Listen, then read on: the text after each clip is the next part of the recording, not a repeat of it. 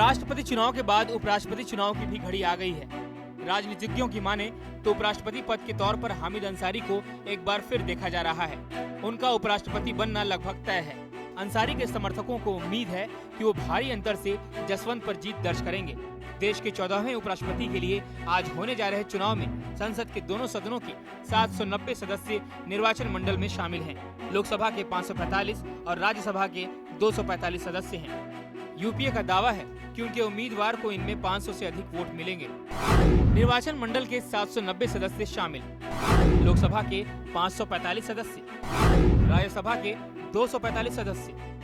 UPA उम्मीदवार को घटक के दलों के अलावा बहुजन समाजवादी पार्टी, राष्ट्रीय जनता दल, द्रमुक, माकपा समर्थन देने की पहले ही घोषणा कर चुके हैं। चुनाव से एक दिन पहले ये दल यूपीए अध्यक्ष सोनिया गांधी की ओर से आयोजित भोज में भी शामिल हुए। वहीं दूसरी ओर बीजेपी की ओर से उपराष्ट्रपति पद की दौड़ में पूर्व विदेश मंत्री जसवंत सिंह मैदान में हैं। बीजेपी वोटों की गणित को देखते हुए बखूबी जानती है कि उसके उम्मीदवार जसवंत सिंह की जीत मुश्किल है, लेकिन अंतिम समय तक वो इस चुनाव के बहाने एनडीए के कुनबे को बढ़ाने का प्रयास कर रही है। हालांकि चुनाव से 2 दिन पहले बीजू जनता दल ने एनडीए को समर्थन नहीं देने की घोषणा करके बहुत बड़ा झटका दिया है। ओडिशा में सत्तारूढ़ बीजू जनता दल ने फिलहाल उपराष्ट्रपति चुनाव में ही हिस्सा नहीं लेने का फैसला लिया है। उपराष्ट्रपति पद के चुनाव के पहले शाम को बीजेपी ने रात्रि भोज आयोजित किया था।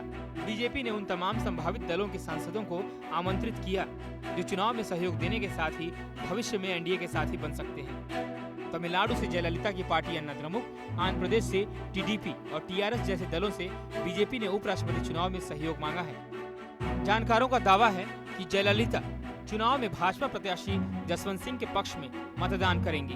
साथ ही आगामी आम चुनाव में एनडीए की सहयोगी बनने के लिए रजामंद है, लेकिन अन्य दलों की ओर से अभी साफ संकेत नहीं मिले हैं। चुनाव का रिजल्ट आज ही आ जाएगा, यानी आज शाम तक ही ये पता चल जाएगा कि देश का अगला उपराष्ट्रपति कौन होगा।